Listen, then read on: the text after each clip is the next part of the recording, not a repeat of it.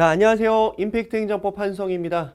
자, 우리 지난주 토요일에 이루어진 이 지방직 행정법 총론 9급 해설 오늘 진행하도록 할게요. 여러분들 그 시험 보고 오시느라고 정말 고생 많으셨습니다. 아마 이 9급만을 준비하신 분들 같은 경우에는 거의 이제 한 해 공부했던 과정이 거의 끝났다라고 봐야 되겠죠. 그죠? 아직 뭐 7급을 준비하시는 분들 같은 경우에는 또 시험이 남아있고, 또 군무원 같은 경우에도 우리 다음 달에 또 시험이 아직 남아있긴 하지만요. 어쨌든 그 대부분은 여러분들이 이제 국가직 9급, 지방직 9급 딱 치르고 나면, 두 번 치르고 나면 보통 이제 모든 일정이 끝나죠. 시험이 끝나자마자 많은 분들한테 좀 연락이 왔어요. 뭐 대체적으로 이제 연락을 보통 이제 주시는 분들이 시험 잘 보신 분들이 대부분 연락이 와요. 그래서 올해 이번에 선생님 덕분에 뭐 시험 잘 봤다, 뭐 어쨌다 이러면서 저도 이제 축하를 드리고, 그러면서 이제 또 기쁜 마음으로 축하드리는 것에 대해서 저도 좀 기분이 좀 좋았었습니다. 근데 간혹 가다가 또 이제 좀 어려움을 좀 토로하시는 분들도 또 연락이 와가지고, 왜냐면 이게 끝났잖아요. 일정이. 여러분들이 계획했던 그 1년의 과정이 끝났잖아. 근데 내가 생각했던 것보다 이제 시험 성적이 이제 안 나와가지고 되게 힘들어 하시는 분들, 뭐 가정 형편이 뭐 어려웠다, 그래서 뭐 더 이상 시험 준비를 못 할 것 같은데 뭐 어떻게 해야 되겠냐, 막 이런 어떤 나름대로의 어떤 고충을 토로하시는 분들도 좀 있었습니다. 그 얘기를 듣고 나니까 저도 이제 옛날 시험 끝났을 때 그때 생각이 나더라고요. 저도 모든 것들을 다 정리하고 나서 엄마랑 막 부둥켜 안고 막 울었던 그 기억이 나요. 어, 여러분들도 아마 되게 막막하신 분들도 분명히 있을 거예요. 다행히도 이제 해설 강의 들어오시는 분들은 이제 그 다음 시험 준비를 목표로 하면서 이제 들어오셨으니까 뭐 다행일 것 같은데, 뭐 또 그렇지 않은 분들도 이제 영상 한번 확인해 보면서 마음을 추스리시는 분들도 분명히 있을 거예요. 근데 여러분한테 이 말씀 꼭 드리고 싶어요. 그때는 내가 되게 힘들었던 게 뭐였냐면, 앞으로의 일들을 내가 예측할 수가 없잖아. 그리고 가본 길이 아니란 말이야. 아직 살아보지 않았기 때문에, 미래의 삶이라는 게. 그러다 보니까 너무 막막하더라고요. 사람이라는 게. 자신이 계획했던 것들이 다 끝났을 때. 근데 이거 하나를 꼭 기억하셨으면 좋겠어요. 여러분들이 선택한 여러 이 어떤 그 행복을 위한 여러 가지 그 선택지가 있다면, 그 중에 한 가지가 공무원 시험이라는 거잖아요. 이 공무원 시험에 합격한다고 해서 무조건 여러분들이 행복해진다라는 보장도 없고요. 떨어졌다고 불행한 것도 아니에요. 여러분들은 할 수 있는 것들이 되게 많은데, 다만 아직 그 길을 가보지 않았고 찾아보지 않았기 때문이에요. 자, 이 얘기를 이제 드리는 건 그런 분들이죠. 이제 시험을 그만둬야 될지 말아야 될지 지금 고민하고 계시는 분들. 그다음에 뭐 환경적으로 공부하는 게 지금 너무 힘들다. 자, 그런 분들. 과감하게 좀 선택을 하셨으면 좋겠어요. 그러니까 모든 기준이 여러분들의 어떤 행복, 어떻게 해야 내가 이제 행복하게 살 수 있을까라는 것들을 좀 진지하게 고민해 보시고, 두 번째는 내가 뭐든지 할 수 있다, 이 시험 공부 아니고서도 라는 것들을 여러분들이 충분히 인지한 상태에서 좀 여러분들의 어떤 그 인생의 갈림길에서 선택을 좀 합리적으로 잘 하셨으면 좋겠습니다. 현명하게. 자, 그리고 나서 좀 아직까지도 지금 시험 준비를 어떻게 해야 될지 말아야 될지에 대해서 좀 고민이 많으신 분들이 있을 거예요. 그런 분들은 그냥 무작정 다시 공부 시작해야지 하고 시작하지 마시고요. 며칠 좀 쉬세요, 진짜로. 되도록이면 새로운 경험을 좀 해보세요. 사람이 이제 생각을 환기시킨다라는 게, 혼자 앉아서 다른 생각도 해봐야지, 뭐 이런 직업도 있나, 이런 것들을 찾아보다가 이게 뭔가를 깨우치는 경우들은 별로 없어요. 다른 일들을 직접 한번 해보고, 그죠? 새로운 환경이 잠깐 놓였을 때, 그때 비로소 여러분들이 확실한 어떤 그 마음의 이 그 선택지 있죠? 그런 것들이 결정이 나요. 그러니까 예를 들어서 뭐 아르바이트를 해본다든지, 아르바이트를 하면서 또 새로운 사람들도 만나본다든지, 새로운 사람을 만나는 과정에서 또 정말 다양한 사람들을 만나게 될 거예요. 사회생활이라는 게 예전 뭐 학창 시절 때처럼 나랑 비슷한 상황에 있는 사람들만 만나는 게 아니라, 정말 뭐라고 해야 될까요? 뭐 정말 내 인생에 도움이 될 수 있는 정말 값진 그런 이 사람들을 만날 수도 있고, 또 그렇지 않다면 정말 그 험한 사람들 있죠. 여러분들을 정말 괴롭히는 그런 사람들을 만날 수도 있을 거예요. 근데 그런 다양한 경험을 할 때 비로소 여러분들이 내가 이 길을 과연 가는 게 정말 맞는 건가? 이게 진짜 나를 행복하게 해줄 수 있을까? 라는 어떤 이 생각에 기회를 주고, 또 확실하게 여러분들이 결단을 내릴 수 있는 기회가 될 거라는 거예요. 물론 이제 제가 여러분들한테 뭐 인생의 조언을 한다라는 게 어떻게 보면 좀 주제 넘을 수도 있어요. 근데 고민하시는 분들 같은 경우에는 또 이게 이제 도움이 될 수 있으니까요. 그죠? 뭐 예를 들어서 놀다가 막 이런저런 사람들 만났어. 아, 이거 밖에서 생활하는 게 너무 괴로워. 그러니까 나는 공무원 해야겠다. 라고 확신이 든다면 그냥 앉아서 공부할 때보다는 여러분들이 어떤 확신을 가지고 앉았을 때 훨씬 더 내년에 뭔가 그 시험 준비에 있어서 마음가짐도 다르고, 그죠? 여러분들의 어떤 의지 이런 것들이 분명히 변화가 올 거예요. 주저리 좀 말씀을 드렸습니다. 어쨌든 여러분들 고생하셨습니다.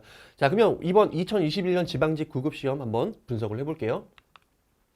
자, 이번에도 역시 빈출로 고득점이 가능했습니다. 대부분 이제 요 빈출만 잘 정리하셨어도 되는 게 이번 시험 같은 경우에는 뭐 브리타 지문 같은 경우에도 브리타 지문 같은 게 뭐 거의 출제되지 않았다라고 봐야 될 것 같고요. 거의 한 지문도 출제되지 않았다 이렇게 보면 될 것 같고요.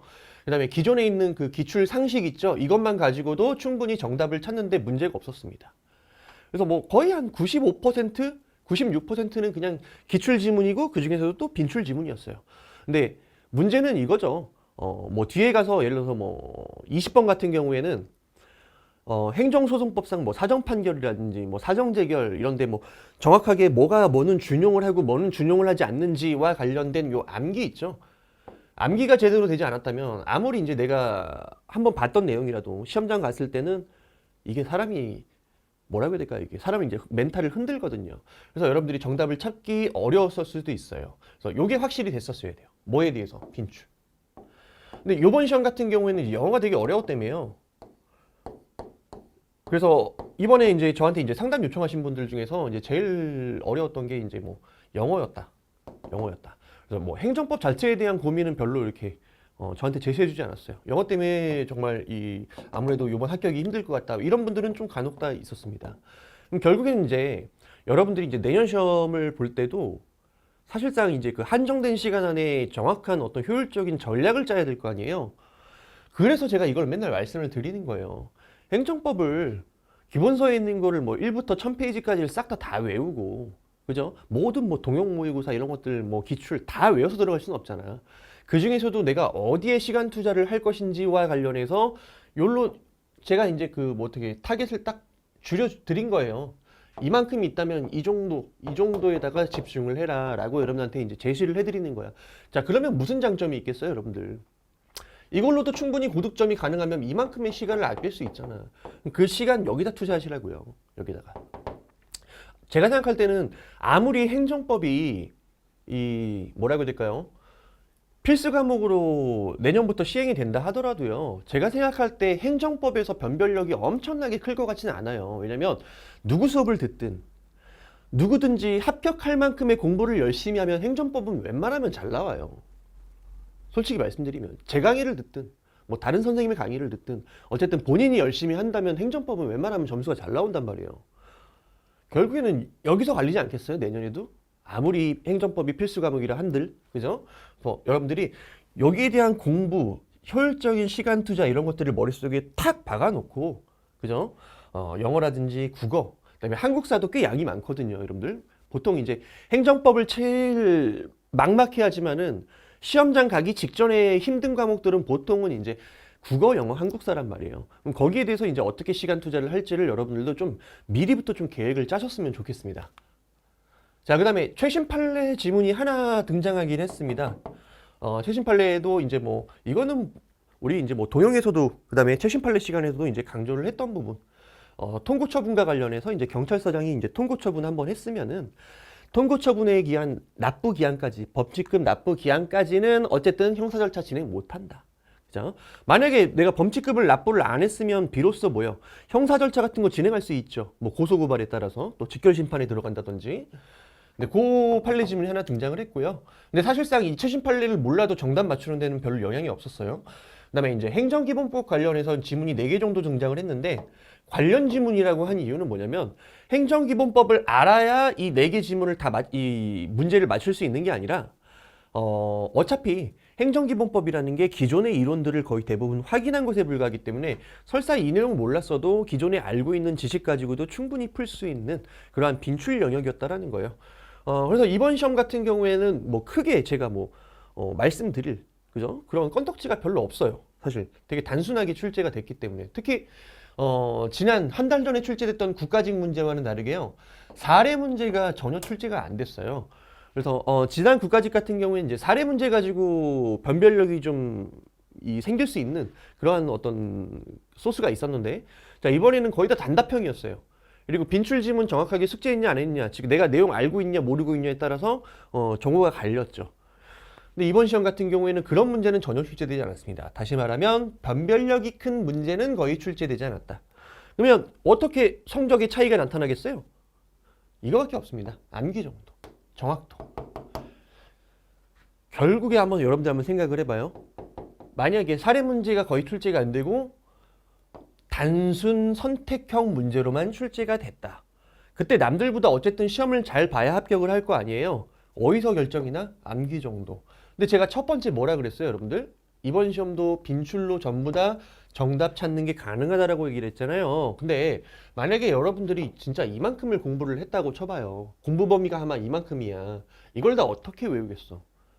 이만큼 외우는 순간 여러분들의 정확도는 어떻게 되겠어요? 분명히 떨어져요. 한마디로 그러니까 제가 가장 안타까운 순간들이 뭐냐면 행정법 공부를 하다 보면 그냥 제가 말씀드리는 대로 그냥 차근차근 따라오시는 친구들이 있어요.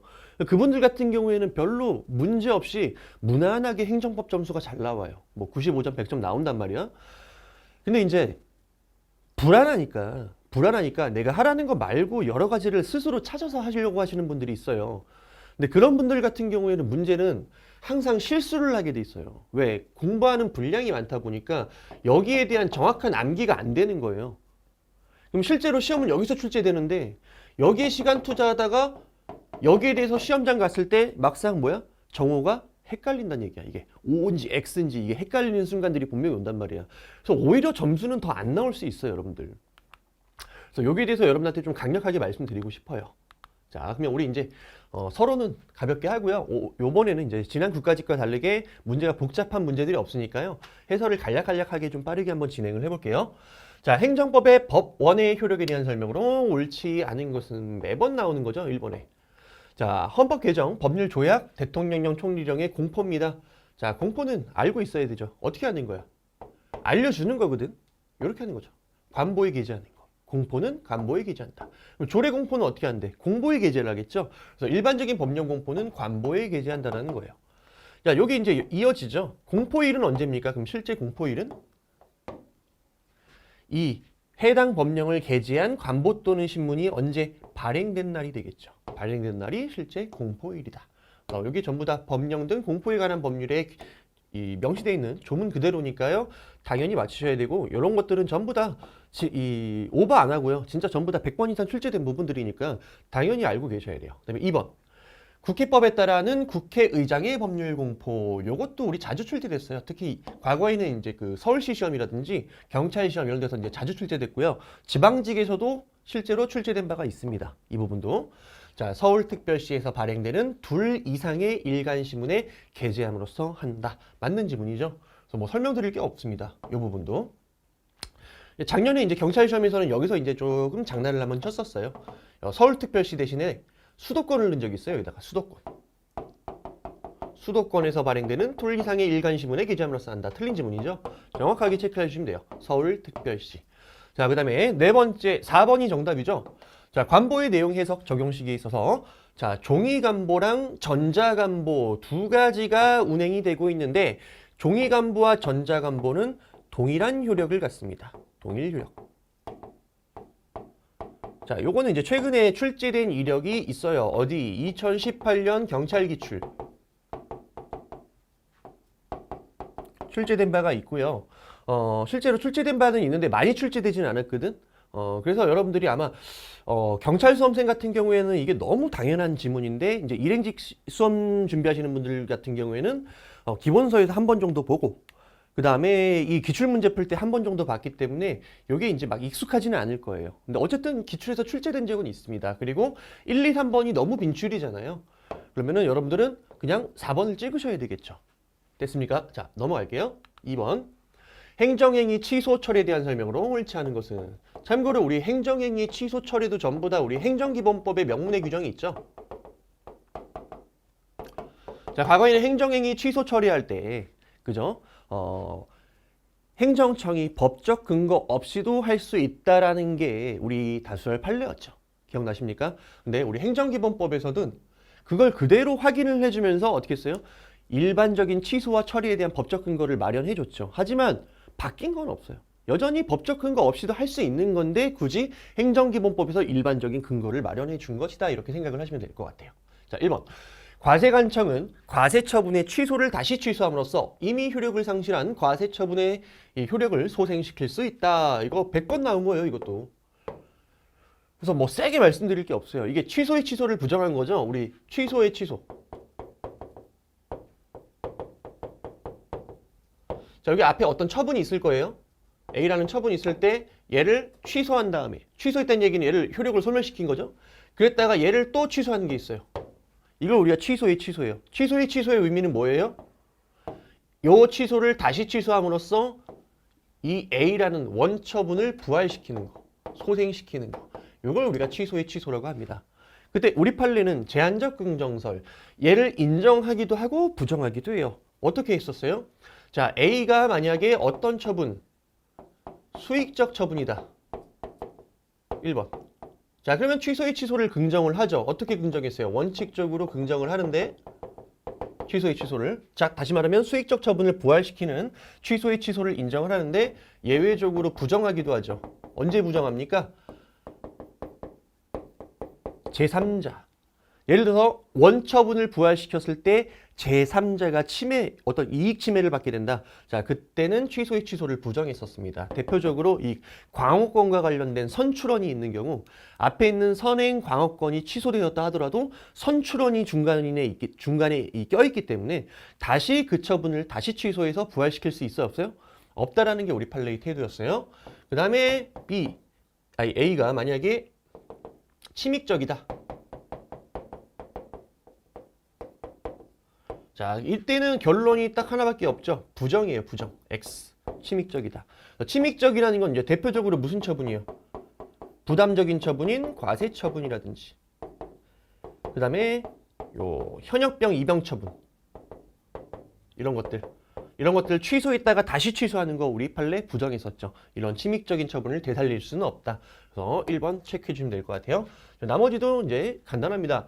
자, 행정청은 적법한 처분이 중대한 공익을 위해서 필요한 경우에는 그 처분을 장래를 향해서 철회할 수 있다. 맞죠? 철회는 언제 하는 거예요? 적법한 처분에 나중에 사정 변경이라든지 중대한 공익적인 필요를 관철시키기 위해서 효과는 장래여죠. 그죠? 요게 철회였어요. 반면에 취소는 뭡니까? 취소는 위법한 처분, 성립상 하자가 있을 때 걔를 소급해서 제거하는 거, 그걸 우리가 취소라고 했습니다. 자, 어쨌든 맞는 지문. 그다음에 수익적 행정행위의 철회는 다른 특별한 규정이 없는 행정절차법상 절차에 따라 행해져야 된다. 왜? 수익적 행정행위의 철회도 뭐예요? 행정행위로서 처분이죠. 독립된 행정처분이고요. 그 다음에 얘는 어떤 성격을 갖습니까? 수익적인 걸 효과를 제거했다는 얘기는 뭐야? 권익을 제한했다는 얘기지. 줬던 걸 뺏었잖아. 자, 따라서 우리 행정절차법상 사전통지라든지 뭐 의견 제출 기회라든지 줘야 돼, 안 줘야 돼? 당연히 줘야 되는 거예요. 됐죠? 그 다음에 네 번째. 자, 처분청은 처분의 성립에 하자가 있는 경우. 자, 성립상 하자가 있으면 뭐 하는 거야? 취소하는 거죠. 취소. 아까 적법한 건 철회, 하자 있는 건 취소. 그때 별도의 법적 근거 없더라도 직권으로 이를 취소할 수 있다는 게 우리 확립된 법원의 태도이죠. 맞는 지문이에요. 그래서 법적 근거 없이도 취소 처리할 수 있거든요. 그럼에도 불구하고 우리 행정기본법이 뭐라고? 취소 처리에 대한 법적 근거를 마련해 줬습니다. 어쨌든 바뀐 건 없어요. 기존의 판례도 맞는 지문이 되는 거예요. 3번 행정행위 부관에 대한 설명으로 틀린 것은 자, 재량이 없다. 이 얘기는 뭐야? 기속이란 얘기죠. 기속행위에는 원칙적으로 부관을 붙일 수 있어 없어? 없죠. 이것도 행정기본법에 그대로 들어가 있어요. 다만 얘는 예외적으로 법률에 근거가 있는 경우에는 예외적으로 부관을 붙일 수 있죠. 반면에 재량처분은 어떻습니까? 법적 근거 없이도 원칙적으로 그냥 부과할 수 있죠. 그 다음에 이것도 우리 지난 국가직에서도 출제됐고 소방직에서 출제되고 이건 매년 출제되죠. 자, 부담이 처분 당시 법령을 기준으로 적법했다. 자, 부담의 위법 적법 여부는 처분 당시를 기준으로 하기 때문에 이때 적법했으면 나중에 법령이 개정되어서 더 이상 부관을 붙일 수 없게 되었다 하더라도 곧바로 그 부관이 위법하게 되거나 효력이 소멸되는 것은 아니다. 요거는 뭐 설명드릴 게 없죠. 그다음에 정답은 3번이죠. 자, 요것도 최근에 계속 연속돼서 출제가 됐어요. 자, 처분과 실체적 관련성이 없어 부관으로 붙일 수 없는 부담입니다. 왜? 부당결부금지 원칙에 위반되는 부관이니까. 자, 근데 얘를 꼼수를 쓰는 거죠. 사법상 계약 형식으로 체결하면 이러한 이 공법상 제한을 회피할 수 있기 때문에 사법 형식으로 이 부관을 부과했어요. 됩니까? 안 됩니까? 안 된다 그랬죠. 이거는 법치행정 원리에 반한다. 일종의 탈법행위다. 허용하지 않겠다. 정답 3번. 그다음에 네 번째, 행정재산에 대한 사용수익 허가에 있어서 공유재산관리청이 정한 사용수익 허가의 기간입니다. 얘는 독립해서 소송을 제기할 수 없다. 맞죠? 뭐만 보면 돼요, 우리? 독립쟁송 가능성은 부담이냐, 부담 이외의 나머지 부관이냐. 얘는 기한이잖아. 부담이 아니죠. 따라서 독립쟁송 가능성이 부정된다. 정답은 3번. 그다음에 네 번째, 공법상 계약. 자, 공법상 계약도 우리 행정기본법에 있습니까? 없습니까? 있죠? 자, 옳지 않은 거 확인해 볼게요. 공중보건의사 채용계약 해지 의사표시입니다. 자, 이거 행정처분입니까? 아닙니까? 전문직 공무원 채용계약 해지 의사표시 처분 아니죠.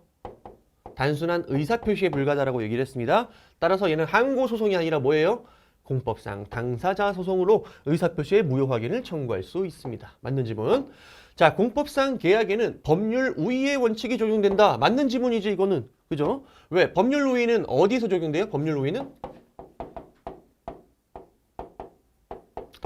모든 영역. 즉 행정의 모든 영역은 법을 지켜야 되잖아요. 그죠? 법률 우위는 모든 영역이 적용되기 때문에 당사자 소송에도 적용이 돼야 하는데 당연히 적용되는 거예요. 자, 반면에 법률 유보. 법률 유보는 모든 행정 영역에서 적용되는 게 아니라 일부에서만 적용되죠. 우리 다수설 판례에 따르면 어디? 일부는 어디입니까? 중요사항. 본질적인 사항 내지 중요사항.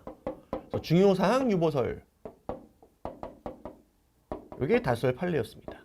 어쨌든 법률 우위는 무조건 적용이 되는 거예요. 자, 그렇다면 우리 공법상 계약에는 우리 다수설에 따르면 법률 유보는 적용이 됩니까? 안 됩니까? 법률 유보는 적용 안 된다. 다시 말하면 공법상 계약 체결에 있어서 법적 근거는 필요하다 안 필요하다? 필요하지 않다. 법적 근거 없이도 공법상 계약 체결이 가능합니다. 자, 그다음에 계약직 공무원 채용계약 해지 의사표시.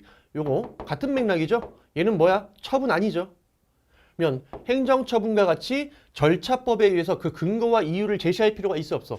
없는 거죠. 다시 말하면 행정절차법상 처분에 적용되는 절차는 적용되지 않는다. 왜? 얘는 행정처분이 아니기 때문에 정답은 3번이죠. 자, 행정청은 공법상 계약의 상대방을 선정하고 계약 내용을 정할 때 공공성과 제3자의 이해관계를 고려해야 된다. 이게 우리 행정기본법에 있는 규정이에요. 이거 한번 체크를 해주시고요. 결국에는 행정기본법 조문을 몰랐다 하더라도 정답 3번 찍는 데는 아무런 문제가 없었어요. 왜? 이거는 진짜 여러분들 그 지난 시험에도 봤죠? 국가직에서도 봤고요. 100번 출제된 지문 맞지? 인정하죠, 여러분들? 기출 꼭 한번 확인해 보세요. 자, 신뢰보호 원칙에 대한 설명으로 옳은 것과 옳지 않은 것은. 자, 여러분들 만약에 이런 식으로 내가 지난 국가직 때도 말씀을 드렸고요. 모의고사 때도 말씀을 드렸어요. OX 지문이 있지. 이렇게 가나, 다라 해놓고 1, 2, 3, 4번에서 OX를 이렇게 조합해 놓은 지문이 있죠. 자, 요런 지문은 제가 지난 시간에도 말씀드렸지만요. 문제를 실제로 출제를 해보면 가부터 라까지 전부를 알아야지만 정답을 찾게 만드는 지문 구성이 진짜 어려워요. 거의 불가능해요. 그렇기 때문에 보통 여러분들이 이런 문제가 출제되면 일단은 한 2개 정도 찾고 바로 정답으로 가셔야 돼요. 만약에 2개에서 정답을 찾았는데 3개, 4개까지 갔다. 그럼 이거는 지금 시간을 지금 너무 많이 쓰고 있다는 얘기야. 이해되십니까? 자, 이것도 보시면 봐봐. 여기서 걸려요. XX, X. X로 시작하면 요거야. 그지? 요 2개면 조합이 지금 다 달라 벌써. 맞죠? 가 하나만 확인해도 조합이 다 다르단 말이야. 그럼 앞에 요 2개만 확인해도 정답이 바로 나올 수 있어야 돼요, 여러분들이. 그리고 뭐 약간 가나다라 중에서도 여러분들이 좀 헷갈리는 부분이 있다. 그래도 이거는 소거법으로 충분히 찾을 수가 있어요. 이런 식의 문제가 출제가 되면요. 이런 것들을 여러분들이 꼭 팁으로 알고 계셨으면 좋겠어요. 자, 행정청이 공적인 의사표명을 하거나 또 일정한 확약을 했다. 약속을 했다. 자, 그때 사실적 법률적 상태가 변경되었다. 확약 또는 공적 견해 표명 이후에 사정 변경이 생겼다. 그럼 어떻게 된다고 그랬어요? 행정청의 공적 견해 표명 또는 확약은 행정청의 별다른 의사표시를 기다리지 않고 곧바로 실효된다라고 얘기했죠. 행정청이 취소할 필요 있어 없어? 없다라고 얘기했습니다. 따라서 얘는 틀린 지문이죠. 행정청이 이를 취소하지 않는 한 여전히 공적인 의사표명은 유효하다. 틀렸습니다. 취소를 하든 취소를 하지 않든 자동적으로 효력이 소멸됩니다. 실효. 실효는 뭐라고? 자동 소멸. 그래서 가는 틀렸죠. 가는 틀렸다는 얘기는 지금 몇 번 중에 답이란 얘기예요? 1번 아니면 4번 둘 중에 답이란 얘기야. 그러면 나까지 가봅시다. 재량권 행사의 준칙인 이 규칙의 공표만으로 상대방은 보호가치 있는 신뢰를 갖게 됐다고 볼 수 있습니까? 없다라는 게 우리 판례의 태도고, 이건 대부분 수험생들이 알았을 거라고 저는 판단을 합니다. 그래서 나는 틀렸고 정답은 몇 번입니까? 1번이죠. 이렇게 가시면 돼요. 혹시 헷갈렸으면 뭐 내려가 보셔도 상관이 없습니다. 근데 역시나 빈출이에요. 자, 행정청이 공적 견해 표명을 했는지를 판단할 때 반드시 행정 조직상의 형식적인 권한 분장에 구애될 게 아니라 뭐에 따라 판단한다? 실질에 따라 판단한다. 따라서 지방세와 관련해서도 보건복지부 장관의 공적 견해 표명이 이 공식적인 공적 견해 표명에 해당할 수 있다라고 그랬죠. 왜? 지방세는 장관의 권한은 아니지만 어쨌든 실질적으로 그러한 권한을 행사할 수 있는 지위에는 있기 때문에. 이거는 100번 나왔던 거예요. 그다음에 신뢰보호원칙 위반은 국가배상법상 위법 개념을 충족시킨다. 요 라는 여러분들이 물론 알고 계시는 분들은 너무 쉽게 풀었겠지만 요런 식의 표현은 많이 보진 않았단 말이야. 그렇기 때문에 헷갈릴 수는 있겠지만 어쨌든 맞는 지문이에요. 그리고 정답을 찾는 데는 별로 문제가 없었을 거예요. 왜냐면 얘 세 개가 너무 쉬운 지문이기 때문에. 우리 국가배상법상의 위법의 개념 이거 사실상 많이 출제됐거든요. 많이 출제됐는데 지금 살짝 꼬은 거야. 국가배상법상의 위법은 형식적인 법령 위반만을 의미하는 게 아니라 뭐라고 얘기를 했습니까? 인권 존중, 뭐 신의 성실 등 이 불문법 원리를 다 포함해서 널리 객관적 정당성을 상실한 것들을 의미한다. 다 포함시킨다. 이렇게 얘기를 했죠. 넓게 해석한다고. 따라서 이 행정법의 일반 원칙인 신뢰보호원칙 위반도 뭐로 볼 수 있는 거예요? 국가배상법상의 위법 여기 개념에 해당된다. 이렇게 볼 수 있다는 거죠. 그래서 맨날 말씀드리는 게 우리 국가배상법 2조의 그 요건들 있죠. 공무원, 그 다음에 위법성, 고의 또는 과실 이런 거 판단할 때 전부 다 넓게 해석을 했어요. 우리 판례가. 위법성도 넓게 해석했고요. 행정청의 개념도 넓게, 공무원의 개념도 넓게 해석했잖아요. 형식적인 공무원, 그죠? 우리 국가공무원법상의 공무원뿐만 아니라 널리 공무를 위탁받아 종사하는 일체의자를 다 가리킨다고 얘기했잖아. 이런 식으로 넓게 다 포함시키고 있으니까 자, 그러한 취지들 여러분들이 별도로 좀 기억을 해주셨으면 좋겠습니다. 정답은 1번 체크하고 넘어갈게요. 자, 그 다음에 6번 행정행위의 효력. 옳지 않은 것은. 자, 그렇다면 행정행위에 인정되는 특수한 효력과 관련해서 문제를 물어보겠죠. 뭐 공정력이나 뭐 불가증력, 불가변력 이런 거 물어볼 거예요. 자, 행정처분이 아무리 위법하다 하더라도 그 하자가 중대명백해서 당연무효로 보아야 할 사유가 있는 경우를 빼고는 아무도 그 하자를 이유로 무단히 그 효과를 부정하지 못한다. 다시 말하면 뭐야? 위법해도 유효한 것으로 통용되는 힘이 있다. 이걸 우리가 뭐라고 합니까? 공정력. 따라서 취소권자 이외에는 이 행정처분의 효력을 부정할 수 있어요? 없어요? 없죠. 민사법원도 효력 부정 못하고 형사법원도 효력 부정 못하는 거. 이걸 공정력이라고 합니다. 그래서 맞는 지문이죠. 1번은. 자, 그 다음에 이제 민사소송. 여기에 있어서 어떤 처분의 당연무효 여부가 성결 문제다. 자, 그럼 이때는 공정력이 미쳐요? 안 미쳐요? 안 미치지. 1번에서도 힌트를 줬잖아. 당연무효는 제외하고 공정력이 생긴다라고 얘기를 했으니까 당연무효일 때는 민사소송의 수서법원이 뭐 할 수 있어? 무효인지 여부를 판단할 수 있고, 그렇다면 그 처분이 무효라고 판단이 들면 그 무효임을 전제로 뭐 할 수 있어요? 판결을 내릴 수 있죠. 예를 들어서 부당이득 반환 판결을 내린다든지 이런 식으로. 자, 이를 판단해서 당연무효임을 전제로 판결할 수 있고, 뭐가 필요 없다? 행정소송 등의 절차에 의해서 그 취소나 무효 확인을 받아야 되는 것은 아니다. 왜? 알아서 판단할 수 있다. 그 이유는 뭐야? 공정력이 미치지 않기 때문에. 유효한 걸로 볼 필요가 있어 없어? 없다란 얘기지. 됐습니까? 다음. 불가증력이 발생한 행정행위로 인해서 손해를 입었습니다. 자, 그때 국민은 국가배상 청구할 수 있느냐? 자, 이것도 빈출이에요. 자, 어떤 행정행위가 위법합니다. 그래서 누군가가 손해를 입었다라고 했을 때, 왜? 손해는 위법을 전제로 하는 것이죠. 여기에 불가증력이 발생했다 하더라도 이 위법이 치유됩니까? 치유되지 않는다라고 했어요. 단지 쟁송을 통해서 다툴 수 없을 뿐이지 얘가 위법한 건 여전히 위법한 거예요. 따라서 국가배상 청구 소송 제기할 수 있다 없다? 제기할 수 있다. 맞는 지문이죠. 다만 행정소송만 제기를 못하는 거예요. 취소소송. 민사소송 제기할 수 있잖아. 그죠? 그 다음에 네 번째 정답이죠. 4번. 행정행위의 불가변력은 어디에서만 인정된다? 당의 행정행위에 대해서만 인정이 되는 거예요. 따라서 동종의 행정행위라도 그 대상을 달리하면 인정된다 안 된다? 안 된다라는 게 이것도 너무너무너무 빈출이에요. 이것도. 정답은 4번이에요. 그래서 지금까지 빈출이 아닌 부분은 지금 한 지문도 없었어요. 한 문제도. 한 지문도. 자, 행정입법 물어봤고요. 자, 옳은 것은 자, 법규명령의 위임의 근거가 없어 무효했다 하더라도 나중에 법 개정으로 위임의 근거가 부여되면 법규명령 제정 당시로 소급합니까? 아, 이거는 제가 너무 강조를 해서 진짜 입이 아플 정도죠. 그때부터죠. 그때부터. 이거는 너무 강조했던 거예요. 그래서 만약에 이렇게 말씀을 드렸잖아요. 자, 위임의 근거가 예를 들어서 이게 이제 상위법이야. 그다음에 하위 명령이야. 라고 했을 때, 자, 이렇게 상위법이 있고 이 위임에 따라 이제 비법이 제정이 돼야 되는 것이잖아. 그죠? 근데 만약에 요 상위법이 사라졌어요. 폐지됐거나 없어졌어요. 그럼 위임의 근거가 없다라는 얘기지. 자, 그럼 B는 효력이 있어 없어? 없는 거죠. 언제부터? 근거가 없는 그 시점부터, 그때부터 무효가 되는 거야. 윗대가리가 날아가면. 자, 그 다음에 이제 시간이 흘러서 다시 얘가 생겼어. 자, 그럼 어떻게 된다? 요 B-는 유효하죠. 언제부터? 그때부터.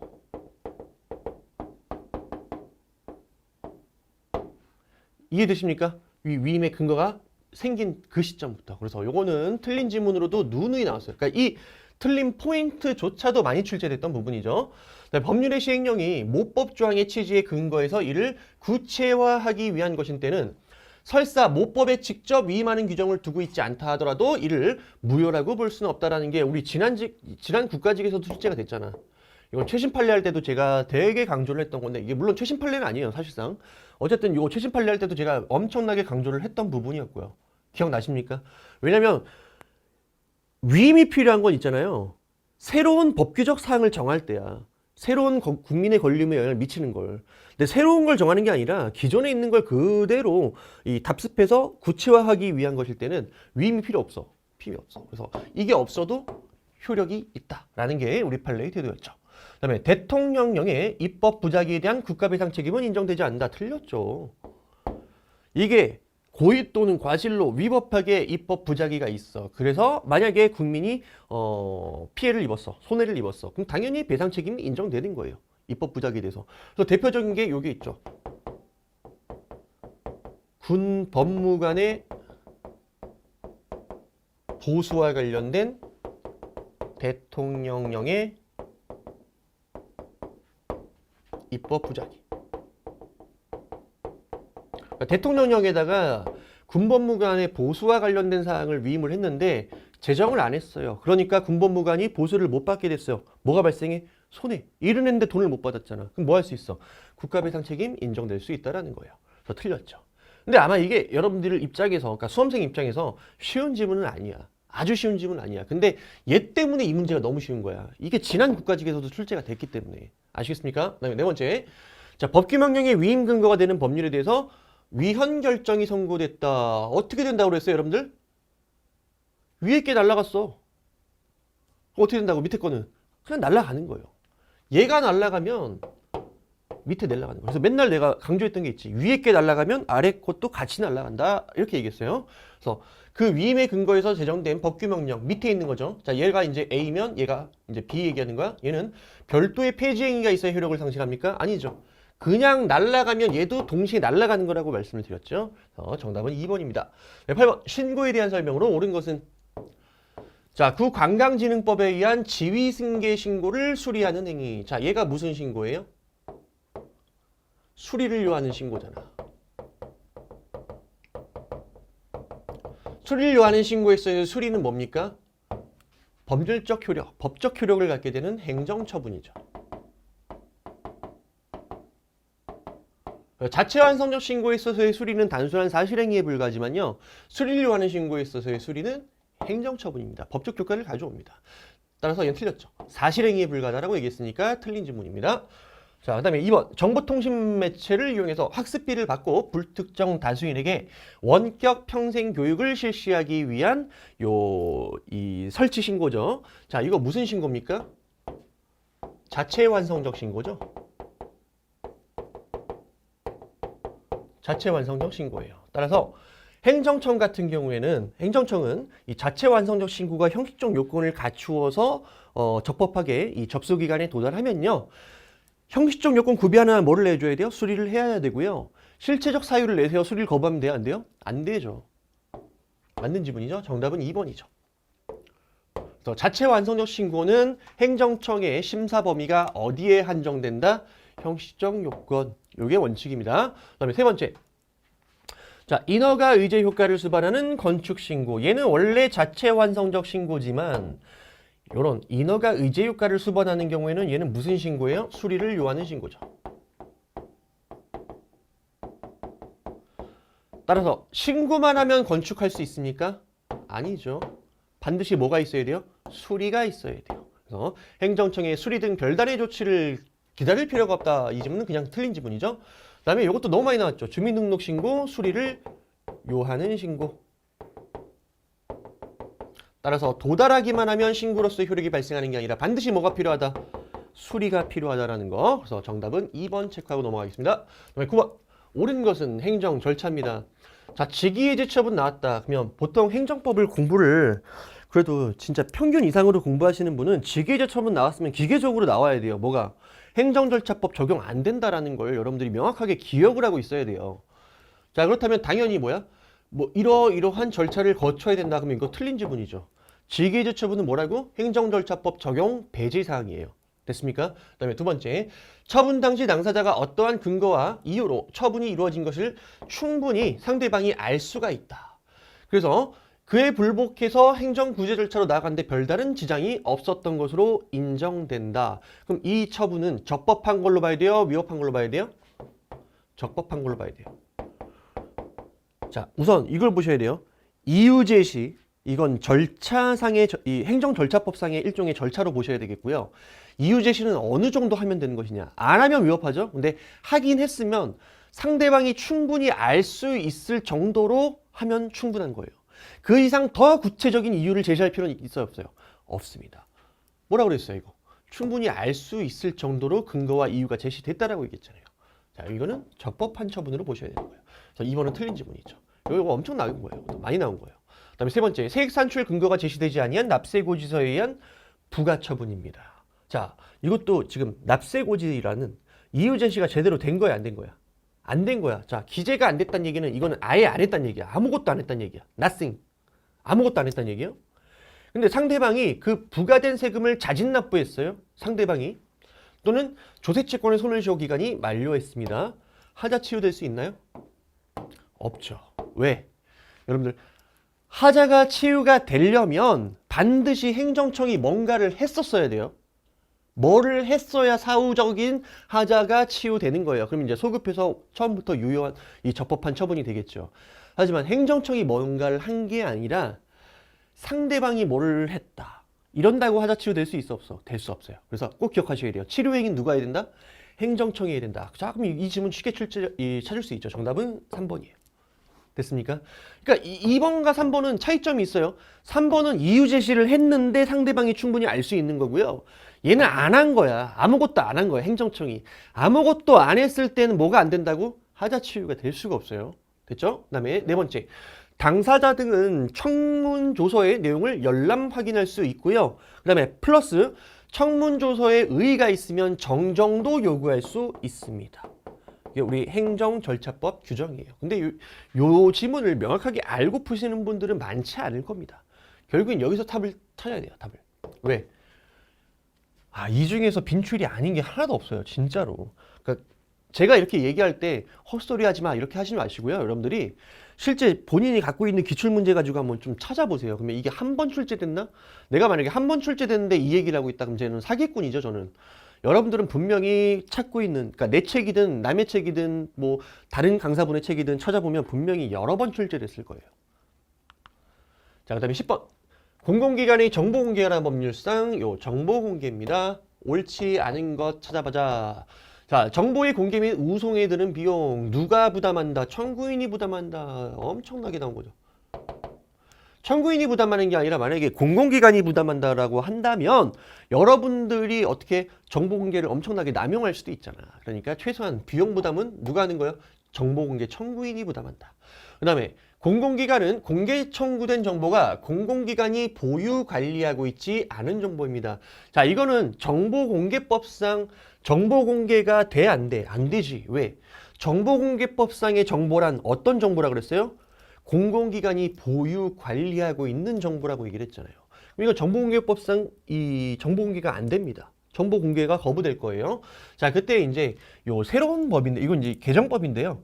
우리 법이 이제 뭐라고 하고 있냐면요. 대신 이게 만약에 민원 처리에 관한 법률에 따른 민원으로 처리할 수 있는 경우라면 얘는 민원으로 처리해 줄 수도 있다. 이러면 우리 국민이 더 좋잖아, 이게 더. 무조건 정보 공개 거부해버리고 끝나는 게 아니라.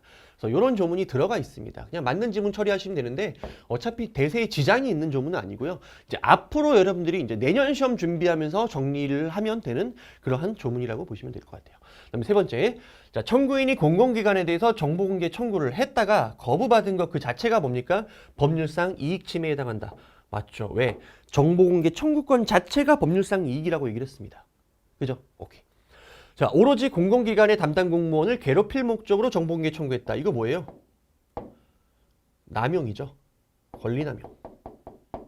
자, 권리남용에 해당하면 정보공개 청구를 허용합니까? 불허합니까? 불허하죠. 허용하지 않습니다. 그래서 얘는 틀린 지문이죠. 허용되어야 한다. 4번도 되게 비교적 되게 쉬운 질문이었습니다. 자, 이렇게 보고 넘어갈게요. 그 다음에 11번. 이행강제금. 이것도 뭐 기존의 출제 포인트가 그대로 출제됐어요.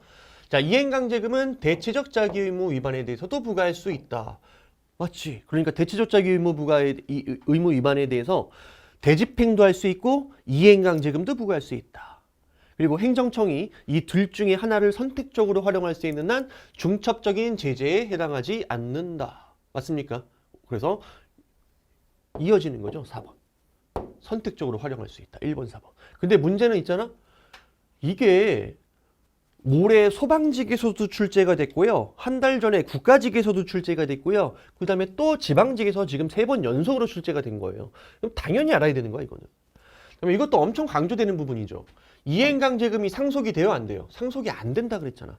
이것도 출제가 됐어요. 심지어 이것마저도 올해 이미 사망한 사람에게 이행강제금을 부과했습니다. 상속이 안 되거든. 얘는 어떻게 되는 거야? 당연무효예요. 왜? 일신 전속적인 의무란 말이야.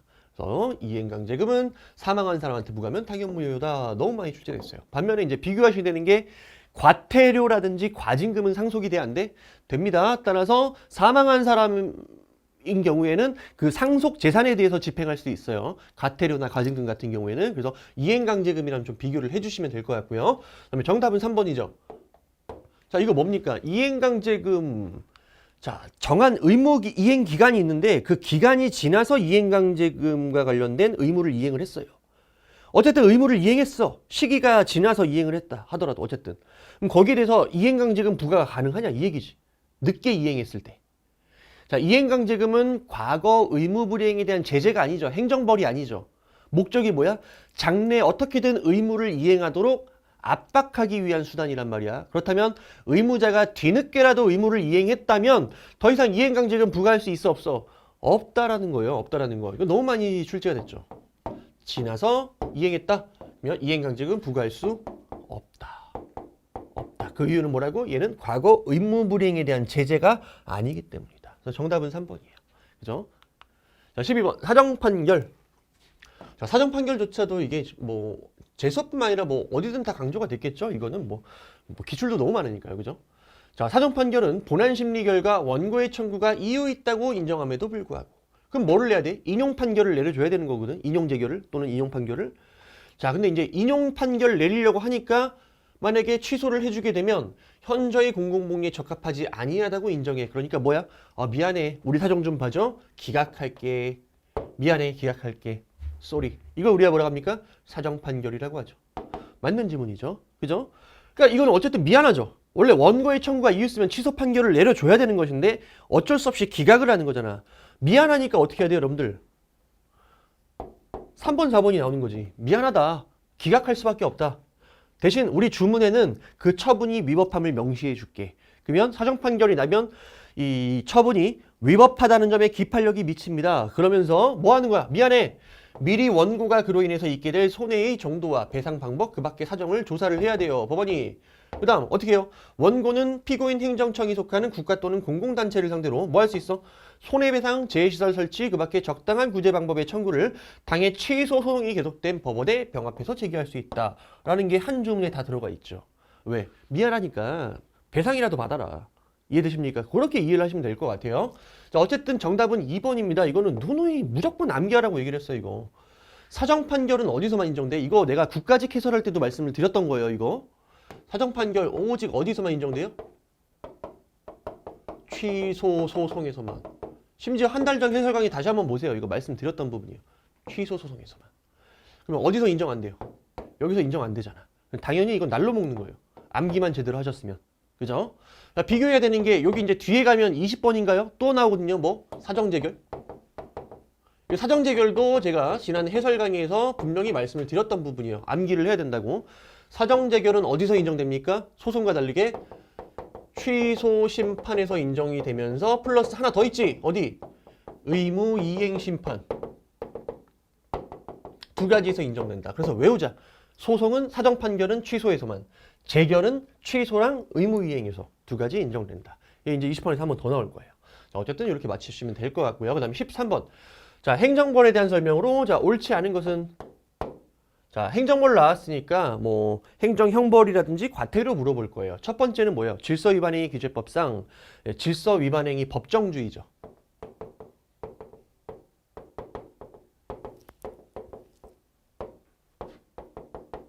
법정주의가 뭐예요? 바로 요거죠. 지문 그대로예요. 법률에 따르지 아니하고는 어떠한 행위도 질서위반 행위로 과태료를 부과하지 아니한다. 그러면 이 과태료 부과의 원칙적인 근거는 뭐란 얘기야? 법률입니다. 그죠? 다만 이 법률의 위임에 따라 제정된 뭐 조례라든지 이런 걸로 과태료를 부과할 수도 있겠죠. 물론. 자, 경찰서장이 범칙 행위에 대해서 요게 이제 최신 판례죠. 통고 처분을 일단 했어요. 자, 원래는 있잖아. 행정청이 통고 처분을 할 수도 있고요. 또는 뭐 할 수 있어? 형사 고발을 할 수도 있어요. 둘 중에 재량이 있는 거죠. 통고 처분을 할 수도 있고 형사 고발을 할 수도 있고, 고발하게 되면 어떻게 돼요?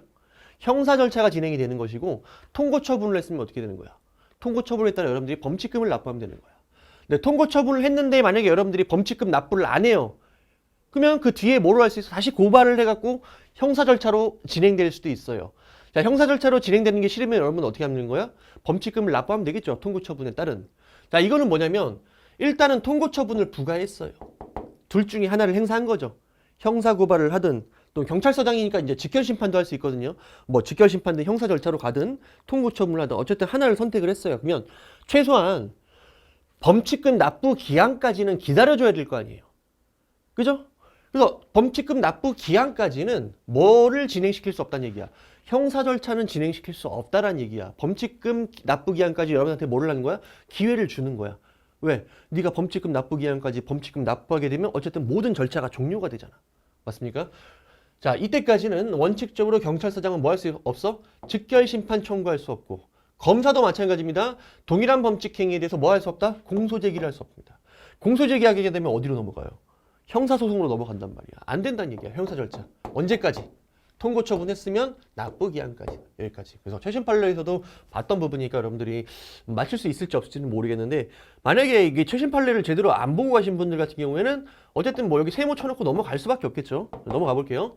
자, 행정청의 과태료 부과에 대해서 이의가 제기된 경우에는 행정청의 과태료 부과 처분의 효력은 상실한다. 와, 이거는 뭐 이건 무조건 알아야 되는 거예요. 행정법을 공부했다면 당연히 알아야 되는 거죠. 이의 제기하면 어떻게 된다? 곧바로 효력이 소멸된다. 그죠? 자, 신분에 의해서 성립하는 질서 위반 행위에 신분이 없는 자가 가담을 했다. 그러면 얘도 과태료 부과할 수 있느냐 이 얘기죠. 그때 제가 뭐라 그랬습니까? 외우시라 그랬죠. 성립은 together, 함께. 성립은 함께. 그 다음에 가중, 감면 등은 각각. 됐습니까? 이거 외우셔야 돼요. 우리 두 개의 조문이니까. 자, 신분엄자가 가담했을 때, 자, 얘한테도 신분이 성립돼, 아니, 질서 위반 행위가 성립돼야 안 돼요. 과태료 부과해야 돼, 말아야 돼. 하는 거죠. 성립한다. 성립은 함께 가는 거예요. 비신분자한테도 질서 위반 행위가 성립이 되는 거예요. 다만, 신분자한테만요, 가중이 되는 사유가 있거나, 또는 감경되는 사유거나, 또는 면제되는 사유가 있다. 그거는 신분자한테만 미치는 거예요. 각각. 비신분자한테 미쳐요, 안 미쳐요? 안 미칩니다. 이거 우리 모의고사 할 때도 강조를 했던 부분이고 기출할 때도 강조했던 부분이고. 여러분들 정답은 4번. 그다음에 14번 대집행에 대한 설명으로 또 옳지 않는 것은 전부 다 빈출 내용이네요. 자, 점유자의 태구 및 명도 의무. 이거 무슨 의무예요? 비대체적 자기 의무라고 얘기를 했죠. 비대체적인 거예요. 왜? 얘가 나와야 되거나 명도해야 되는 것들은 행정청 공무원이 대신해 줄 수 있는 게 아니라요. 무조건 얘가 나와야지만 목적이 실현되는 거예요. 자, 그렇다면 얘는 대집행의 대상이 아니죠. 대신해 줄 수 있는 게 아니니까. 그러면 뭐의 대상이야, 이거는? 직접강제처럼 물리력을 행사해서 실현해야 되는 것이지 이거는 대신해 줄 수 있는 문제가 아닙니다. 따라서 얘는 대집행 대상이 아니라는 이 지문은 맞는 지문이 되겠죠. 그 다음에 2번. 자, 2번에서 요거 실수한 거 아닌가 한번 고민해 보세요. 요거 실수. 왜냐면 지금까지 기출 포인트에서는 요 지문을 이제 반대로 물어봤어요. 반대로 물어봐갖고 뭐 이런 식으로 물어봤죠. 선행처분을 다투는 소송에서 후행처분의 위법을 주장할 수 있다. 뭐 이런 식으로. 그럼 틀린 지문이었잖아. 근데 그거랑 아마 헷갈려가지고 이게 순간 틀렸다, 이게 맞았다 이렇게 가시는 분들 혹시라도 실수를 하셨는지 한번 확인을 한번 해보세요. 자, 후행처분인 대집행 비용 납부 명령 취소 청구 소송입니다. 자, 그러면 이제 선행처분이 있고 후행처분이 있을 때 지금은 후행처분이죠. 비용과 관련된 후행처분. 여기를 다투는 소송에서 지금 선행처분인 이게 이제 A, 얘가 B라고 하면 이 A 개고처분에 위법하다는 이유로, 즉 요 선행처분이 위법하다는 이유로 대집행 비용 납부 명령의 취소, 이거 B죠, B. B의 취소를 구할 수 없다라고 했는데 있다 이렇게 가야 되죠. 있다. 우선 일단은 여러분들 개통실비와 관련된 이 대집행 각 일련의 절차들은 동일한 목적을 동일한 법적 효과를 목적으로 하기 때문에 하자승계 됩니까? 안 됩니까? 되죠. 그리고 하자승계라는 건 어떤 문제예요? 후행처분을 다투는 소송에서 선행처분의 위법을 끌어다 쓰는 것이죠. 자, 그럼 그 지문 그대로 출제된 거예요. 그럼 있다 이렇게 얘기하죠. 있다. 그러니까 여기 A가 뭐가 나온 거야 지금? 선행처분으로. 개고가 나온 거야. 개고. 이게 비용 납부 명령과 관련된 거고. 개통실비. 요 문제 그대로 물어보고. 근데 혹시라도 요 말 때문에 국어적으로 헷갈리신 분이 없지 않을까라는 걱정을 해봅니다. 왜냐면 저도 한번 선뜻 읽고 있잖아요. 바로 이게 글이 잘 안 들어오더라고요. 그래서 맨날 제가 모의고사 할 때도 여러분들한테 팁을 알려드렸던 게, 자, 이런 식으로 처분과 관련된 이 행정처분이 길잖아. 길면은 있잖아. 이게 무슨 처분인지를 우선 여러분들이 확실하게 확인을 한 다음에 선행처분이면 선행처분, 후행처분이면 후행처분 이런 식으로 여러분들이 나름대로 기호를 표시를 하세요. 그래야 실제 시험장에서 안 헷갈려. 그 다음에 예를 들어서 뭐 인허가 의제 효과를 수반하는 경우 있죠. 인허가 의제제도.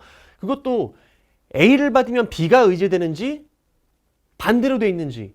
이게 글을 쓰다 보면은 이게 A, B가 반대로 돼 있는 경우를 많거든. 그러다 보면 여러분들이 독해를 할 때 헷갈릴 수가 있어요. 그러니까 인허가 의제, 그 다음에 뭐 하자승계 이런 문제 나오면요. 선행처분, 후행처분을 꼭 이런 식으로 한번 표시를 해보세요. 그래야 안 헷갈려요. 다시 말하면 이거 뭐야?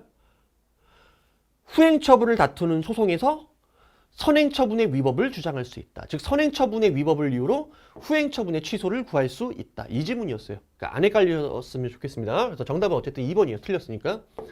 자, 대집행에 요한 비용을 징수했을 때 그 징수금은 사무비의 소속에 따라 국가 또는 지방자치단체의 수입으로 합니다. 이것도 행정대집행법 조문 그대로 출제됐고요. 그 다음에 대집행에 대해서는 행정심판을 제기할 수 있다. 맞는 질문이죠. 왜? 행정대집행의 각 일련의 절차, 개, 통, 실, 비 전부 다 뭐예요? 행정처분이죠.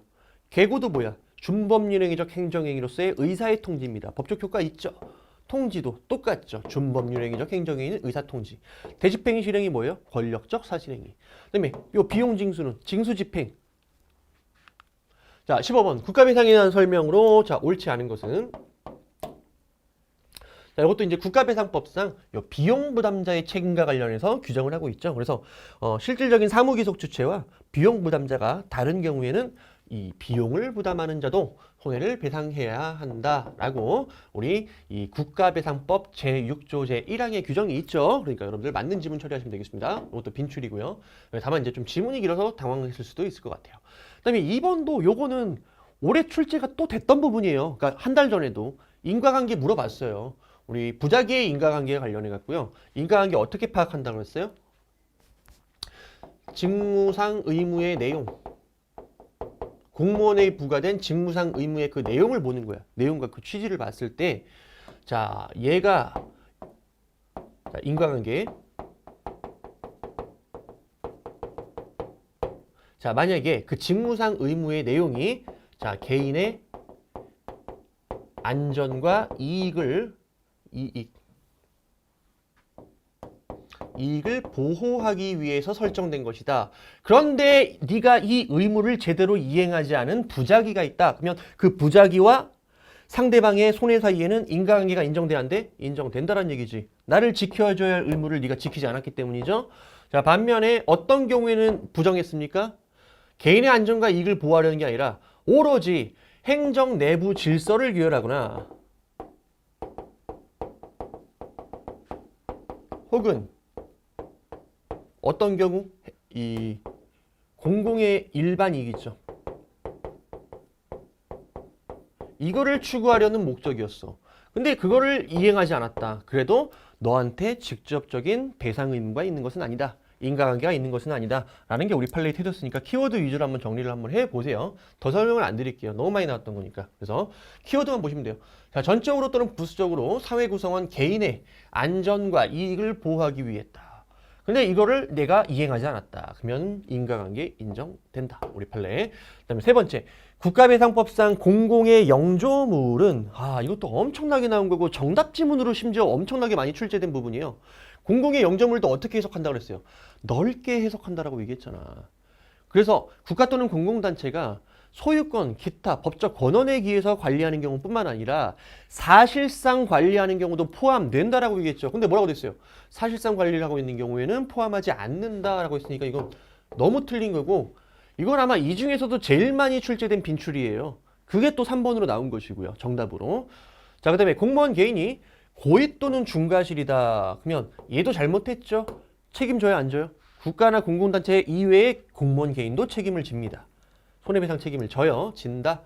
반면에 얘가 뭐 경과실에 불과하다. 그러면 이때는 책임집니까? 안 집니까? 책임지지 않죠. 공무원 개인은 책임지지 않습니다. 지난 국가직에서는 어떻게 출제됐어요? 이거 구상권과 관련해서 물어봤었죠. 공무원이 이 경과실에 불과할 때 일단 얘가 배상해놓고 국가한테 구상권 행사할 수 있느냐와 그 다음에 두 번째 만약에 공무원 개인이 고의 또는 중과실이다. 그럼 얘도 책임이 있는 거잖아. 근데 국가가 배상해놓고 얘한테 구상권을 행사할 수 있느냐.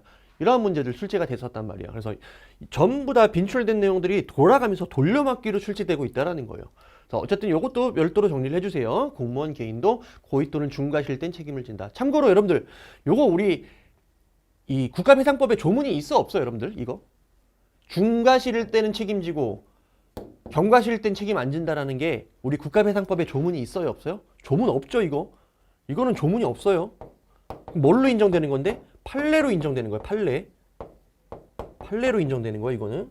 왜냐면 이런 포인트들도 실제로 우리 과거에 출제된 적이 있어요. 지역적으로 출제될 때는. 반면에 있잖아. 국가가 일단 피해자한테 배상을 해놓고 공무원 개인, 즉 고의 또는 중과실에 있는 공무원 개인한테 구상권을 행사한다라고 할 때 이 구상권, 고의 중과실의 이 공무원에 대한 이 구상권과 관련해서는 우리 국가배상법에 규정이 있어요 없어요? 조문이? 요거는 있었죠. 그러면서 우리 지난 이 국가직에서 뭘 물어봤습니까? 그때 국가가 공무원한테 전액을 구상해야 된다. 이건 틀린 지문이었죠. 그죠? 공평부담의 견지에서 얘가 부담해야 할 부분이 있고 국가가 그다음에 요 개인이 부담할 부분이 있기 때문에 국가는 자신이 부담해야 할 부분을 초과한 부분에서 이 개인한테 구상권을 행사할 수 있다는 게 지난 국가직에서 출제됐으니까 우리 국가직 문제도 다시 한번 여러분들 복습을 해주세요. 그다음에 16번 갈게요. 집행정지. 자, 지난 우리 국가직에서는 이 집행정지가 뭘로 사례로 출제됐는데 이번에 그냥 정직하게 물어봤어요. 정답은 2번이고 제가 그때 국가직 때 엄청나게 강조를 했던 부분이에요. 이거 거부처분 나오면 뭐라고 이거는?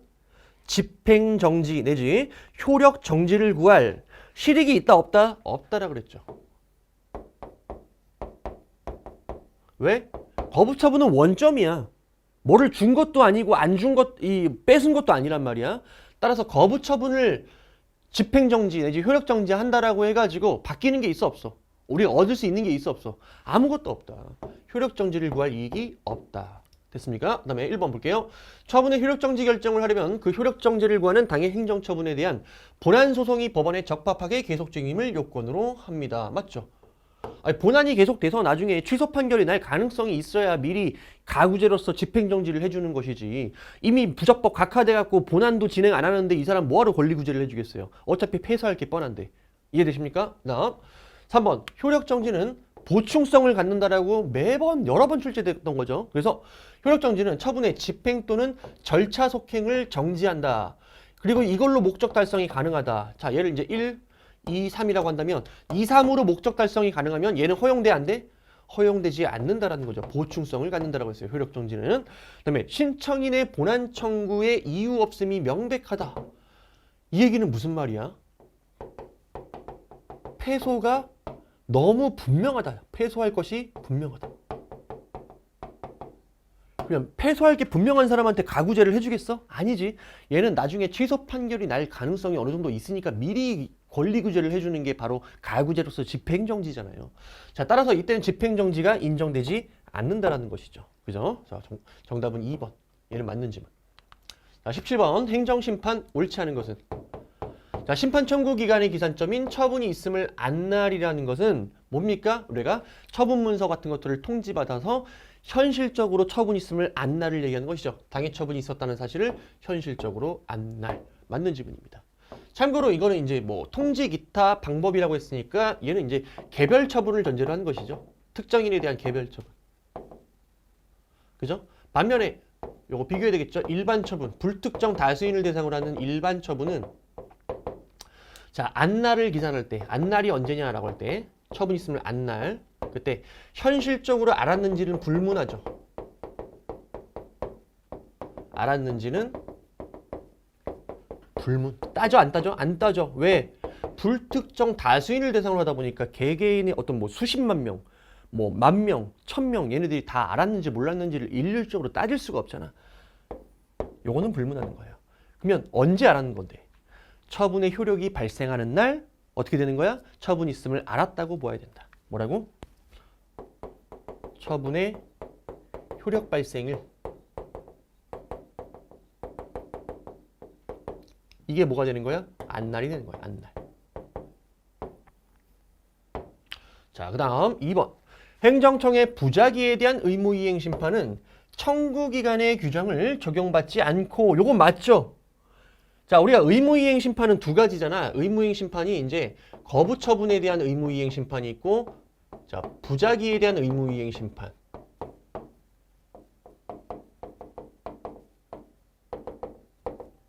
자, 이때 그 거부처분과 관련된 의무이행 심판은 청구기간 제한이 있어요? 없어요? 있죠. 반면에 부작위에 대한 의무이행 심판은 청구기간 제한이 있어? 없어? 청구기간 제한이 없습니다. 이거 여러분들이 정확하게 암기를 하고 있었는지 그게 좀 궁금합니다. 아마 그게 암기가 제대로 안 돼 있으면 아마 시험장에서 헷갈렸을 수도 있을 것 같아요. 자, 여기까지 맞는 지문이야. 근데 뒤에 게 틀렸죠. 사정재결이 인정되지 않는다. 아까 봤던 거. 정리했던 거. 자, 사정재결은 어디에서 인정된다고 그랬어요? 사정재결? 아까 사정판결은 오직 취소 소송에서만 인정된다고 그랬죠?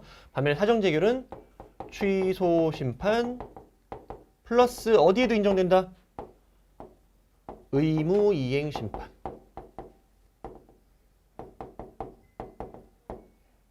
의무이행 심판.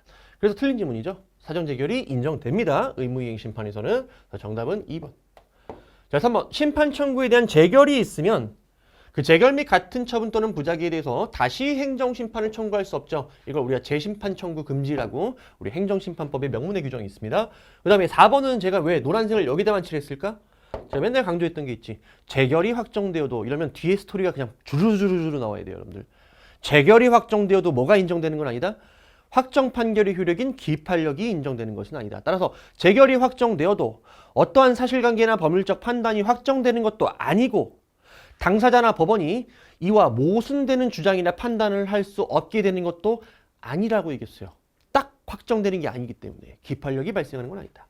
처분에 기초가 된 사실관계나 법률적 판단이 확정되고 당사자니 법원이 이에 기속되어 모순된 주장이나 판단을 할 수 없게 되는 것은 아니다. 그러니까 이거는 전부 다 앞뒤를 다 지금 부정하고 있는 거야.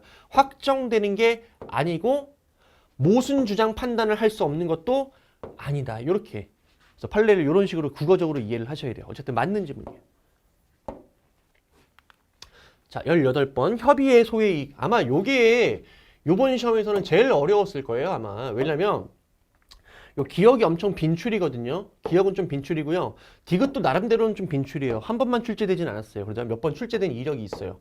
근데 요 니은이 최근에 거의 출제되지 않은 판례예요. 과거에 이제 좀 오래된 판례거든요. 이게 82년도 판례인가? 80년대 판례인데요. 최근에는 거의 출제가 잘 안 되던 판례거든.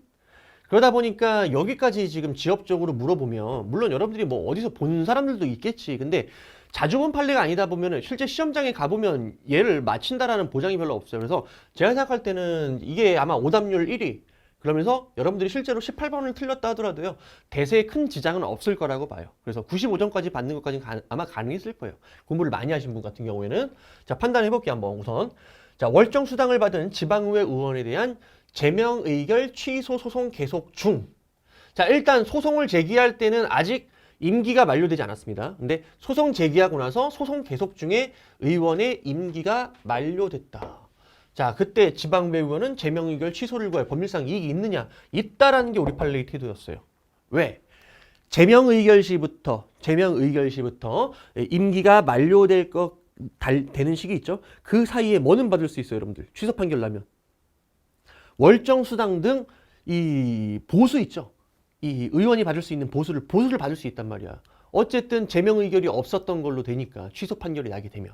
맞습니까? 그래서 여전히 소외 이익이 있다라는 거예요. 그러니까 다시 말하면 임기가 만료됐기 때문에 내가 다시 의원으로 복직할 수는 없어요. 하지만 원상회복은 안 되지만 예외적으로 회복되는 법률상 이익은 남아있다는 얘기야. 뭐 다시 제명 의결 시부터 퇴직 시 사이에 내 수당이 있지. 수당은 받아낼 수 있기 때문에 소외 이익이 있다 없다. 취소 판결 받을 실익이 있다라는 얘기야. 그리고 기업과 니은은 취지가 비슷합니다. 비슷해요. 자, 파면 처분 취소 소송의 사실심 변론 종결정. 이 얘기는 뭐야? 이 뒤에 이제 당연퇴직 됐거든요. 이 사람이 당연퇴직 됐는데 소송을 제기하기 전까지는 어쨌든 당연퇴직 되지 않은 상황입니다. 소송을 일단 제기했는데 사실심 변론 종결 전, 즉 소송 계속 중에 어떻게 당연퇴직된 거예요. 자, 그때 종전에 있던 요 파면 처분 있죠. 여기에 대한 취소를 구할 소외 이익이 있겠느냐? 넌 어차피 복직이 안 되는데 예외적으로 회복되는 이익이 있으면 뭐라고 했어요? 취소를 제기할 소외 이익, 협의의 소외 이익이 있다라고 얘기했습니다. 그 이유는 뭡니까? 자, 이것도 마찬가지지. 자, 아이고 자꾸 오타가 나오니. 자, 만약에 파면 처분이 취소가 되면 파면이 없었던 걸로 되는 거잖아. 그러면 파면 처분 시부터 언제까지? 요 당연퇴직 시 요 사이에 봉급 같은 거 받을 수 있어 없어? 받을 수 있지. 예외적으로 회복되는 소외 이익이 있어 없어? 있잖아. 취소 판결 받을 실익이 있어 없어? 있죠. 이해되십니까? 그래서 기업과 니은은 같은 취지, 비슷한 취지라고 보시면 돼요. 그래서 기억 니은이 맞는 지문이었어요. 자, 참고로 요거 여러분들 문구 가지고 외우라 그랬죠. 요 제명 의결 취소 소송 계속 중 임기가 만료된 의원과 이미 임기 만료된 의원이 뭐 한 거야? 취소 소송. 자기에 대한 제명 의결에 대한 취소 소송.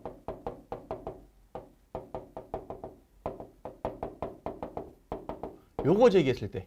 그러니까 소송 제기하기 전부터 이미 임기가 만료된 사람 있죠. 자, 이 사람 같은 경우는 소외 이익 인정했습니까? 아니죠. 요 두 가지 비교하셔야 된다라고 누누이 말씀을 드렸습니다. 어쨌든 뭐 쉬운 문제는 아니었어요. 그다음에 디귿도 어쨌든 빈출이죠. 디귿은 그래도 빈출이야. 공익근무요원 소집 폐지 신청을 거부했습니다. 자, 소집 폐지라는 건 이제 공익근무요원 입장에서는 전역이에요. 이제 나 일반인으로 보내달라.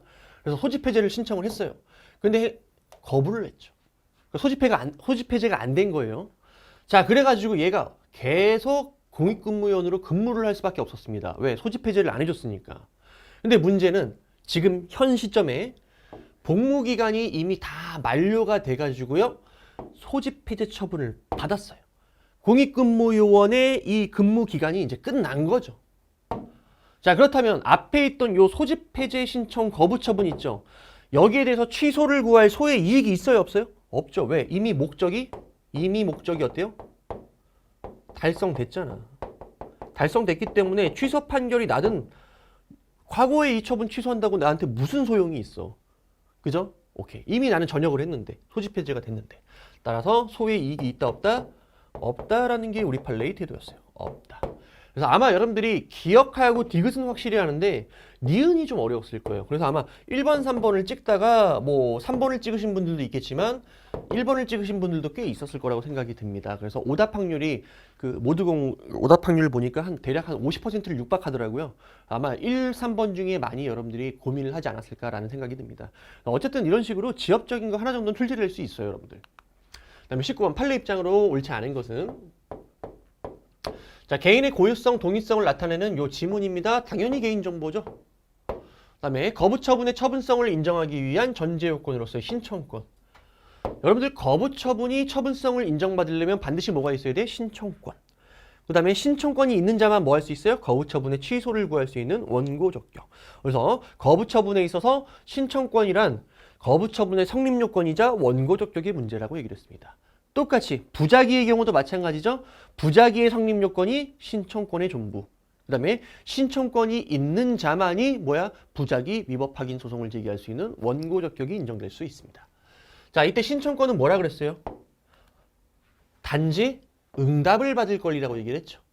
근데 이걸 넘어서 신청의 인용이라는 만족적 결과를 얻을 권리를 의미합니까? 이걸 의미하진 않죠. 단지 뭐야? 응답 요구권이라고 말씀을 드렸습니다. 그래서 정답은 2번이죠. 자, 지적공부소관청의 지목 변경 신청 반려 행위. 야, 이거는 뭐 연속해서 계속 나와, 이거. 그죠? 우리 국가직에서 나왔던 거죠. 지목은 되게 중요하다고 그랬어요. 그래서 지목 변경을 요청했는데 반려했다. 그러면 나는 토지의 소유권을 제대로 행사하지 못합니다. 왜? 지목은 토지의 용도라고 얘기했잖아요. 사용 용도. 따라서 이거는 무조건 행정처분에 해당한다는 게 우리 지난 국가직에서도 그대로 출제된 거예요. 그 다음에 이제 여러분들 어쨌든 정답 2번을 찍었잖아. 그럼 4번까지 가시면 안 되는데 4번도 여러분들이 그 판례가 되게 자주 보던 판례는 아니에요. 근데 여러분들이 공부를 제대로 했다면 물론 알 수는 있는 판례야. 왜냐면 제가 이제 이 계획 변경 신청권 있잖아. 이 신청권은 원칙적으로 인정이 안 되는데 인정되는 사안들이 몇 가지 있다라고 했죠. 대표적으로 뭐 어떠어떠한 지역 내의 토지 소유자. 그다음에 두 번째는 계획 변경 신청을 거부하는 게 실질적으로 당해 처분을 거부하는 결과가 되는 경우. 그 다음에 도시계획 시설 결정의 이해관계인. 이 세 가지를 여러분한테 유형화 시켜드렸잖아요. 그럼 여러분들이 뭐를 찾아내자면 얘를 찾아내야 돼요. 토지 소유자. 이 산업단지 개발계획법상의 이 산업단지 안에 토지 소유자. 이 정도 이해관계인이라면 뭐 할 수 있다? 예외적으로 계획 변경을 요청할 수 있는 권리가 있다. 신청권이 조리상 인정된다. 라고 보셔야 되는데 지문이 길고 앞에 나오는 전제가 생소하다 보니까 여러분들이 못 찾으신 분들도 있을 거예요. 결국에는 4번을 안 보고 정답을 2번을 찍는 게 제일 확실한 방법이었겠죠, 여러분들. 자, 마지막 문제 우리 정리하고 마무리할게요. 자, 옳지 않은 거. 자, 옳지 않은 게 아니라 제가 그 발문을 이거를 좀 잘못 넣은 것 같네요, 여기. 발문이 안 바뀐 것 같아요. 옳은 지문을 고르는 거겠죠? 이게 이제 옳은 지문.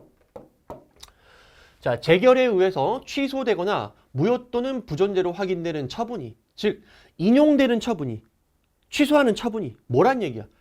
거부란 얘기야.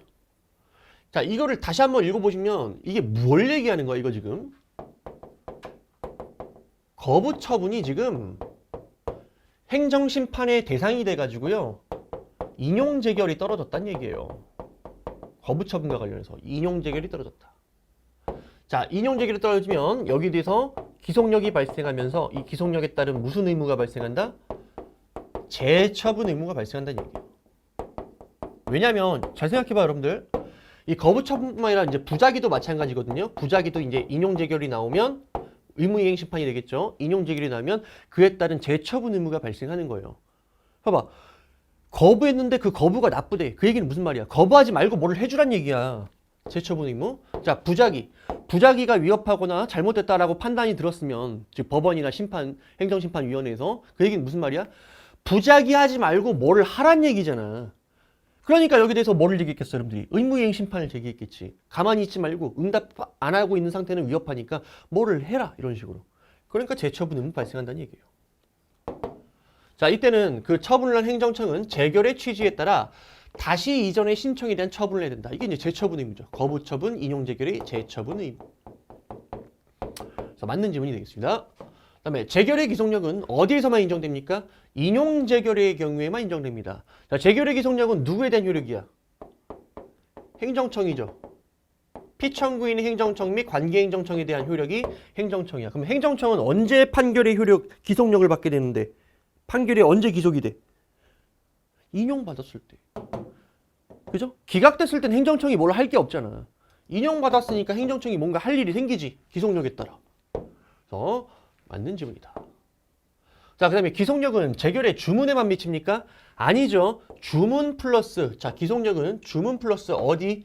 처분 등의 구체적 위법 사유에 관한 판단, 여기까지 미칩니다. 기속력은. 그래서 디귿은 틀린 지문이죠. 그러면 뭐가 주문에만 미치는데? 재결에는 인정되지 않는 요력이죠. 어디? 판결. 판결에서는 뭐가 있어요? 기판력.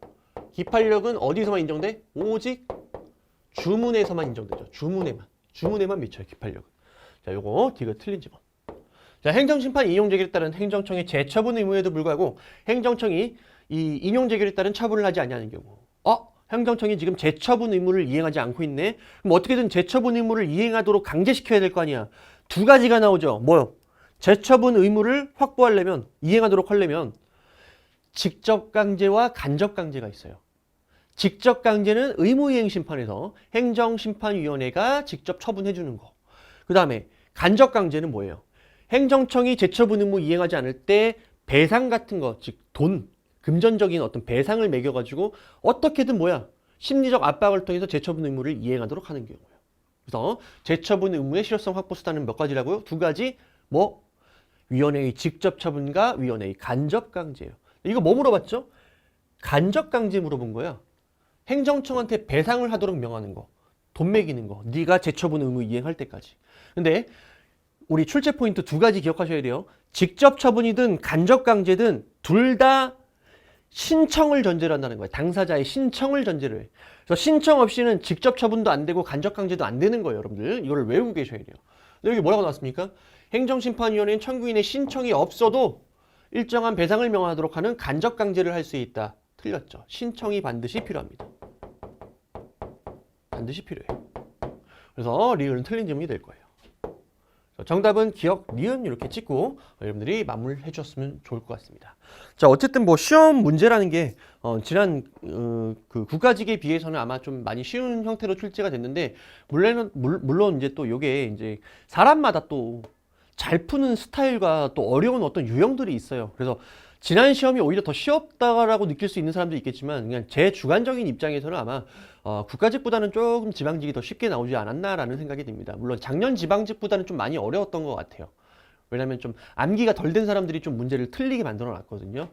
어쨌든 모르겠습니다. 시험 결과는 어떻게든 이제 주사위는 던져졌으니까 이제 하늘에 맡겨 봐야 되겠죠. 자, 어쨌든 여러분들 지금까지 정말 고생하셨고요. 오늘 공부한 것들을 바탕으로 끝나버렸네. 공부한 것들을 좀 바탕으로 여러분들이 좀 다음 시험 준비를 좀 열심히 해주셨으면 좋겠습니다. 여러분들 수고하셨습니다.